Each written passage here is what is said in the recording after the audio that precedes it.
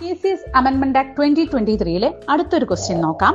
As per section 14AA(2)(e), transferring funds or leasing of assets of the society to its subsidiary institutions shall be made with the prior approval of the dash based on the resolution passed by the general body of the society or bank. Options നോക്കാം. A. Managing Committee, B. Registrar, C.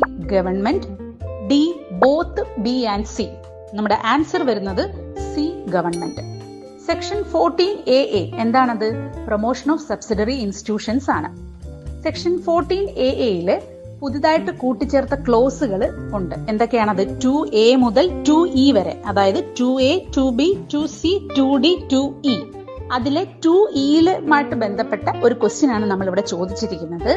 നമ്മുടെ സൊസൈറ്റിയുടെ subsidiary ഇൻസ്റ്റിറ്റ്യൂഷനിലേക്ക് അവരൊരു fund transfer ചെയ്യണമെങ്കിലോ അല്ലെങ്കിൽ അവരുടെ ഏതെങ്കിലും ഒരു asset പാട്ടത്തിന് കൊടുക്കണമെങ്കിലോ ലീസിന് കൊടുക്കണമെങ്കിലോ ആരുടെ അനുമതി വേണമെന്നാണ് നമ്മുടെ ക്വസ്റ്റ്യൻ. ആരുടെ അനുമതി വേണം?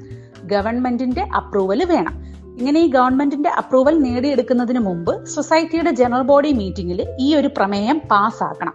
അതിനുശേഷമായിരിക്കണം ഗവൺമെന്റിന്റെ അപ്രൂവലിന് വേണ്ടിയിട്ട് കൊടുക്കാനായിട്ട്.